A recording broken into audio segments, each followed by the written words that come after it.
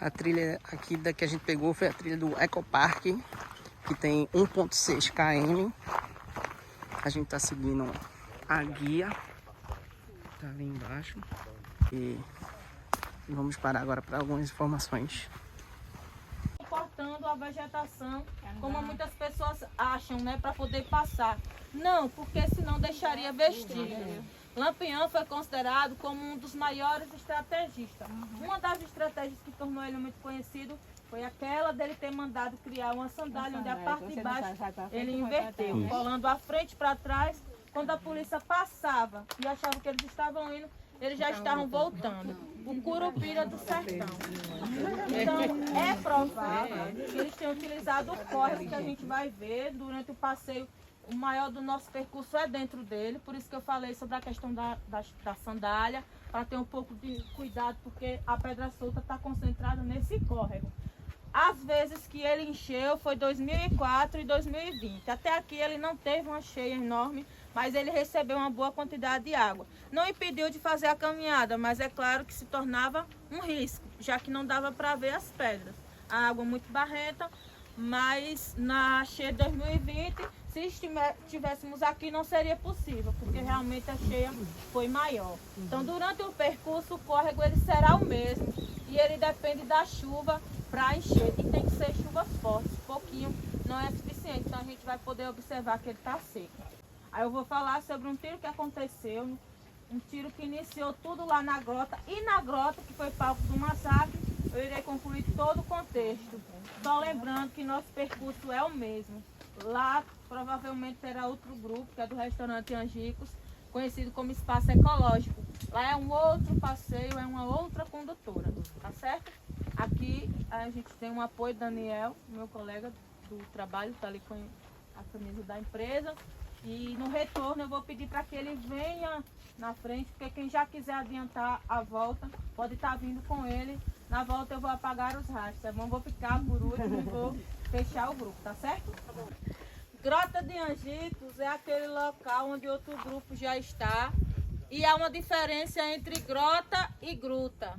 Grota é aquele espaço, é possível entrar e sair, né, por outras trilhas. E gruta a gente vai ver o exemplo lá, que é um local de uma só entrada e uma só saída. O Corisco, o Diabo Loiro e braço direito de Lampião, ele dizia que a grota era uma cova de defunto, um local de uma só entrada e uma só saída. Apesar de ter como sair, e o Corisco, ele dizia que lá, ele achava que lá realmente era um coito muito fácil para ser emboscado. É como a gente mesmo imagina, né? Como é que um cara tão estrategista ficou em um buraco como esse, né? Mas aquele período dava muitas possibilidades a ele de estar lá.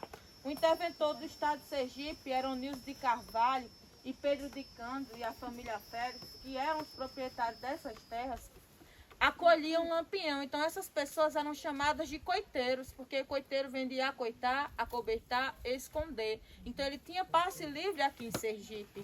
A polícia que estava à caça dele era a polícia alagoana, pernambucana, né? Só que o fato de Lampião estar se sentindo seguro aqui fez com que ele ficasse à vontade.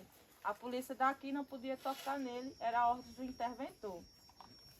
Cangaço, a origem desse nome vem de canga ou cangaia, objeto de madeira que era utilizado nos animais para transportar mantimento e munição, mas eles eram a própria canga, pois eles levavam consigo em seus próprios corpos cerca de 45 a 50 quilos. Então era uma forma de não andar com animais, porque tinha que abrir a vegetação para passar e deixava caminhos. Então eles eram muito estrategistas nessas questões, por isso cangaceiros, né? Que vem de canga ou cangaia. O cangaço surgiu no século XVIII a XIX, com José Gomes o Cabeleiro, Antônio Silvino, Zé da Feira, teve os grandes nomes, né? Jesuíno Brilhante, mas Lampião ele deu fama e repercussão. Ele entrou em 1920, o objetivo do movimento era sertanejos, pessoas comuns, que acabaram se revoltando contra o coronelismo. Muitos coronéis não eram coronéis de berço, mas eles compravam título e escravizavam o sertanejo. Muitas pessoas sabiam que, mesmo recorrendo à justiça, nada era feito porque era sempre o lado que tinha poder, né, dinheiro. Então eles passaram a se revoltarem com isso e fazer justiça com as próprias mãos. Lampião já entrou em 1920, quando o pai dele foi assassinado pelo chefe de polícia alagoana, o José Lucena de Albuquerque, Maranhão, a mando do coronel José Saturnino de Vila Bela, que hoje é atual Serra Talhada, terra natal de Lampião. Então ele entra e dá fama e repercussão ao movimento. O que chama a atenção é que Lampião, mesmo tão jovem, mesmo com a pouca idade que ele tinha, ele era muito à frente do tempo dele, pois até hoje é impossível se imaginar como alguém ia ter uma ideia de mandar inverter a sandália, não é mesmo? Então, para a época, ele era muito à frente do tempo dele e por isso ele conseguiu aquela liderança e o respeito dos cangaceiros que estava com ele, que era do senhor Pereira, e ele passou a receber a chefia. Lampião ele se destacou em 1926, ele foi até Juazeiro a convite de Floro Bartolomeu, só que quem intermediou o convite foi Padre Cícero. Lampião ele não costumava ir a Juazeiro, por respeito a Padre Cícero ele não invadia. Mas o Floro Bartolomeu pede para que Padre Cícero o convidasse, ele vai até lá. O objetivo era que ele recebesse uma patente de capitão, fardamento e munição e combatesse a coluna Prestes, um movimento liderado pelo Luiz Carlos Prestes. Quando o Lampião chegou lá, ele não tinha ideia do que se tratava o convite, mas quando ele soube que era para atacar a coluna, ele recuou. Ele disse que não ia combater a coluna coisa nenhuma, porque Carlos Prestes não era um homem de se confrontar, e sim digno de se admirar. Ambos têm os interesses semelhantes, eles eram contra o sistema, então não fazia sentido Lampião bater de frente com eles, já que o pensamento deles eram semelhantes. Então ele pegou a patente de capitão, fardamento e munição e foi embora, deixando o governo a ver navios, porque eles se decepcionaram, né? Eles imaginaram que Lampião iria aceitar, e o que eles tinham pretensão não era ter Lampião como aliado. Eles queriam colocar Coluna e Cangaço de frente, ambos iriam se destruir e acabou o problema. No fim das contas eles iam recuperar tudo, né? Mas Lampião foi mais esperto, pegou tudo e foi embora. Ele não teve a mesma sorte em Mossoró, no Rio Grande do Norte. Eu creio que muita gente já ouviu falar, né? Até hoje acontece uma festa lá, Chuva de Bala, no país de Mossoró. É uma peça de teatro que a própria população faz uma simulação da tentativa de invasão, onde Lampião, decepcionado, jura não voltar mais lá. Mossoró é conhecido a única cidade da história que colocou Lampião e o bando para correr a chuva de bala. Ele perdeu um cangaceiro por nome de Jararaca, que foi baleado, preso, torturado. A população fez ele cavar a própria cova e enterrou ele ainda vivo. Lá ele é considerado cangaceiro que virou santo, porque dizem que ao tocar no túmulo dele milagres acontecem, e dia 2 de finado é o mais visitado em Mossoró. Lampião, em alguns museus do cangaço, é comum a gente ver que tem algumas cartas que ele escrevia. Ele pedia mantimento, munição e dinheiro, deixava claro que se não mandasse eles iam invadir. Lá em Mossoró, ele mandou o convite para Rodolfo Fernandes. Ele mandou, na verdade, o pedido para Rodolfo Fernandes, que garantiu dar o tal dinheiro que ele estava pedindo. Então, só que tudo isso se tratava de uma armadilha. Eles se posicionaram em torno de igreja, de casa de prefeito, e quando o bando tenta entrar, ele é recebido a chuva de bala, e é onde ele perde o Jararaca. Depois disso, Lampião jura não voltar mais lá, dizendo que lá não era terra de cangaceiro. Até os santos atiravam de cima, porque os tiros partiam da igreja e até o padre participava da operação. Então foi algo fora do comum. Deixando Mossoró, foi que ele conheceu Maria Bonita, uma jovem casada com o sapateiro José de Miguel, conhecido por Zé de Neném. Porém, o relacionamento era muito conturbado, um casamento arranjado pelos pais, o sapateiro era estéril, e só no cangaço Maria Bonita conseguiu o sonho da maternidade, né? Ela realizou o sonho de ser mãe, porém, Lampião falava que choro de criança era pior que chocalho de cabra. Ouvia-se a légua de distância. Então, quem tivesse filho no bando tinha que entregar para padres, juiz ou coiteiros, que eram pessoas de sua confiança. Então, essa menina, com 21 dias que nasceu, expedita, foi entregue para o casal de vaqueiro por nome de Severo e Aurora. Mas eles mantiveram contato com a menina e o plano deles era aqui passar a chefia do bando para o diabo loiro Corisco assumir. Juntos, Ele e Maria Bonita iam comprar uma fazenda em Minas, trocar de identidade e viver como pessoas normais. Só que não foi possível ir adiante, já que, ao chegar aqui, Lampião percebeu que os mantimentos não eram suficientes. Então ele manda Pedro, um pequeno comerciante que tinha um comércio na Vila Entre Montes, e até Piranhas fazer uma compra na Feira Livre. E Pedro, por não ter condição financeira e nem hábito, ele chama a atenção da população. Em outras palavras, né, eu imagino que as pessoas tenham pensado, como é que Pedro tem dinheiro para comprar tanta coisa assim se ele não tem condição nenhuma? O comércio pequeno é calando. Não tinha nenhum evento na cidade, é normal, viu? E aí, gente, com essa atenção toda que ele chama, foi quando a polícia conseguiu toda aquela compra que Pedro fez, de fato, realmente chamou a atenção. Joca Bernardes, prestem atenção, principalmente se tiver um Joca na família. Joca Bernardes, ele vê Pedro fazendo a compra, como eles eram inimigos, ele vai até a delegacia e avisa ao sargento Aniceto Rodrigues que apertasse Pedro, pois ele sabia o paradeiro de Lampião. Só que o sargento foi esperto. Ao invés de apertar Pedro, ele deixa ele à vontade, mas faz se espalhar boatos falsos pela feira, que dizia que a população de Piranhas ficasse tranquilo, que a volante dele estava indo em Canapi, em busca de Lampião e o bando, que estava prestes a atacar a cidade. Pedro ouviu aquelas informações, rapidamente ele pega os mantimentos e vem para cá. Ao chegar aqui, ele fala, capitão, fica tranquilo. A macacada, que era assim que eles se referiam à polícia, está indo em Canapi em busca do senhor e dos seus cabras. Então Lampião pensa, terra de coiteiro, local de difícil acesso, a volante que tem que me pegar está distante, não devo me preocupar. Baixou a guarda, ficaram tranquilos, retornaram para suas barracas. De madrugada, o massacre aqui começa com um tiro que surgiu no posto Tamanduá. Os senhores passaram por lá em um local que tinha uma água que estava até cheirando mal, né? Ali seria um ponto que eu iria parar, mas não foi possível devido ao local não dar para todos. Lá tinha um soldado por nome de Abidom. Abidom, ele era responsável de cercar aquela área. Ele não tinha autorização de atirar. Mas quando ele viu um cangaceiro tão próximo dele, que foi o Amoroso, ele acaba se assustando e dispara um tiro que chama a atenção dos que estavam aqui.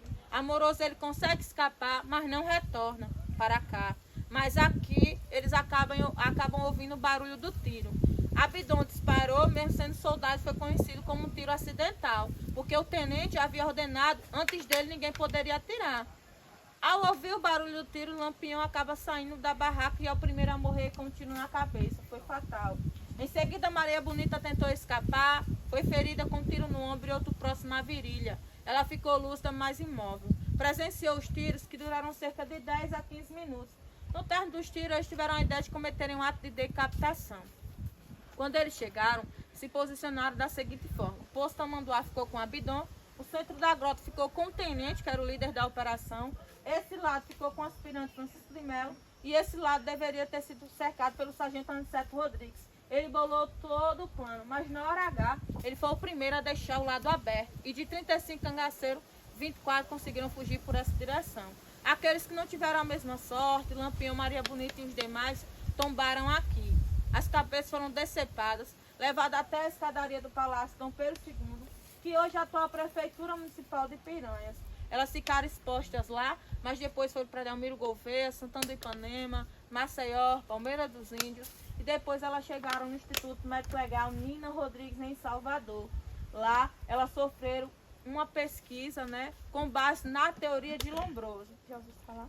Lombroso, ele dizia que quem tivesse queixo afinalado, sobrancelhas grossas e juntas, olhos grandes e avermelhados e a formação do crânio pontiagudo tinha todas as características de um criminoso. Se alguém se identificou, fica tranquilo. A teoria foi dada como louca e preconceituosa. E as cabeças foram liberadas, já que Lampião, apesar de tão temido, não tinha nenhum desses traços. A família de Lampião recuperou os crânios dele quando estava enterrado no cemitério Quinta dos Lázaros, em Salvador. Mas a mesma não divulga como e nem que estado estão esses crânios, mas sabemos que eles recuperaram. A filha de Lampião e Maria Bonita é viva, tem 90 anos e mora em Aracaju. Recentemente ela desfilou nas escolas de samba do Rio e de São Paulo. Expedita foi a única filha do casal que vingou e ela também tem a filha Vera Ferreira, historiadora e jornalista. Então, essa história ainda está sendo recontada, né, pelos familiares. Todos os anos tem a missa do cangaço aqui na Grota de Angicos.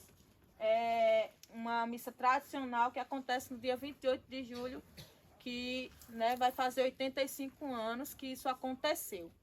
O cangaço tem uma participação muito importante, foi a do fotógrafo Benjamin Abraham Bottas, sírio-libanês. Então é importante falar sobre ele, que foi graças a ele que hoje a gente tem esses arquivos e as imagens dele. Antes de Benjamin, qualquer pessoa que tivesse vestido semelhante a cangaceiro poderia ser ele. Então, não é dizendo, passando pano, né? Lampião, não é dizendo que ele não foi sanguinário, mas no cangaço teve pessoas mais sanguinárias do que ele, como o Corisco e o Zé Baiano, por exemplo.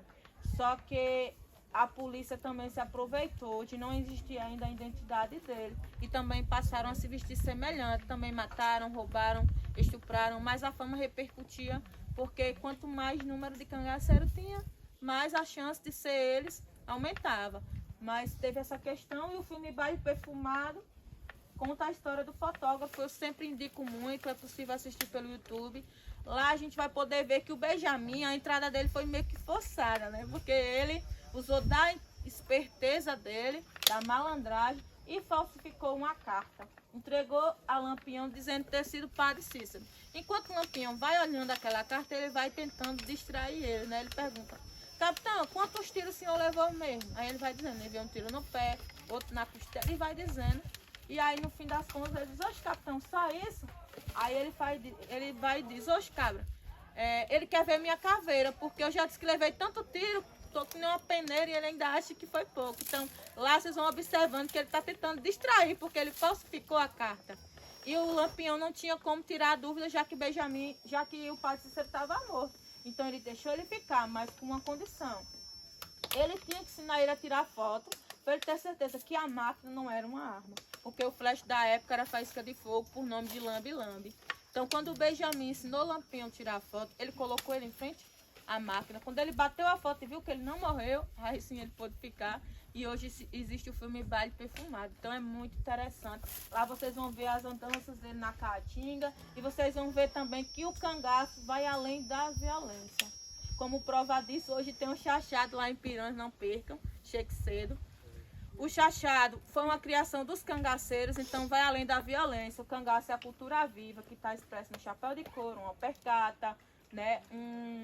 Uma cartucheira que acabou sendo criação deles, na música, na poesia. A Corda Maria Bonita foi uma composição deles. Então é muito importante elevar isso, né? O cangaço foi além de tudo aquilo de ruim que aconteceu ali. Foi um banditismo social e o cangaço não acabou com o Lampião, como não começou com ele. Corisco não estava aqui, procurou o Joca e perguntou ao Joca: quem te entrega seu capitão? Joca, para se livrar da culpa, acusou Domingos Ventura, mais conhecido como Domingos de Pato. Não teve nada a ver com a história, mas pagou o pato. Corisco vai até a fazenda Patos, mata quase todos eles, só deixando uma criança viva, porque Dadá, sua companheira, não permitiu que ele a matasse. Ele decapita todas as cabeças, coloca dentro de um balaio. Na época era olho por olho e dente por dentro. Então era sangrento, mas para a época era algo comum. Essas cabeças chegam até o tenente com o bilhete que o Corisco manda, dizendo: tenente Preste Bezerra, eis as cabeças para vingar a morte do meu capitão. Faz delas uma grande buchada, sente e coma. Assinado eu, Corisco, o vulgo diabo loiro. Depois de tal ousadia, se ele já era perseguido, foi ainda mais. Ele recebeu um tiro no ombro, não pôde mais liderar. Dadá foi uma das mulheres que pegou em arma superior, ela também teve a sua elevação no cangaço. A presença dela foi muito importante, a história de vida dela é diferente de Maria Bonita. Ela não foi porque quis como ela foi, mas ela foi uma das mulheres que destacou pela coragem. Ela chegou a liderar o cangaço por 2 meses, não foi adiante porque os cangaceiros não permitiram. Os cangaceiros acabaram se revoltando e deixaram o cangaço. Então, porque era uma mulher que estava liderando. Com isso, o cangaço se encerra por falta de liderança, por isso que e Dadá vão viver em Barra do Mendes, na Bahia. Quando é no dia 25 de maio de 1940, ele é encurralado pela volante do tenente José Rufino, chefe policial baiano, considerado o maior matador de cangaceiro inimigo pessoal de Corisco. Então, com a morte de Corisco, o cangaço encerra, já que o governo de Getúlio assinou um decreto. Depois da morte de Lampião, não era nem para ter mais. Quem se entregasse de livre e espontânea vontade iriam iam ganhar liberdade. Algumas pessoas se entregaram, cumpriram uma sentença de 6 anos, como Dadá, né? Ela cumpriu uma sentença de 6 anos, ela depois refez a vida dela como pessoa normal e só morreu em 94. Ela teve uma perna amputada devido à gravidade do ferimento que ela não cuidou. Então aí o cangaço acaba encerrando em 25 de maio de 1940. E hoje ainda é feita aquela pergunta, né? Lampião, herói ou bandido? Eu sou suspeito para falar, sou cangaceira. O autor do livro Lampião, a Raposa das Caatingas, que está exposto no Caixa à Venda, o historiador José Bezerra, ele disse que essa é uma das perguntas mais bestas que lhe fizeram, já que o Lampião não é nem herói e nem bandido, e sim um cangaceiro à moda do seu tempo, um tempo em que a gente só vai entender se analisarmos o contexto inserido com o olhar da época, porque são realidades totalmente diferentes. Ele disse que não cabe a nós olhar com o olhar atual. Já o Gonzagão, rei do Baião, ele disse que o cangaço nunca acabou, só modernizou. E na música Lampião falou, ele vai cantar, eu vou recitar, cantando a negação, vocês vão embora antes de eu terminar. Então ele diz assim, ó. Em fazenda Sergipe Angicos, os meus crimes terminaram. O criminoso era eu e os santinhos me mataram. Apagaram o lampião e outros lampiões ficaram. O cangaço continua, de gravata e jaquetão, sem usar chapéu de couro, sem bacamarte na mão, e matando muito mais, está cheio de lampião. Ele disse que as vestimentas que antes eram gibão de couro, hoje é terno e gravata. A bacamarte, que era arma da época, hoje é a caneta. Ele disse que mata muito mais. Os jaguns são seguranças, os animais carro de luxo, e que o chapéu ele foi substituído pelo gel. Então é sempre assim que em nome do Cangaço Ecopark eu encerro a minha fala. Obrigado pela atenção. Vamos invadir a grota, né? Vamos invadir a grota dos Cangaços.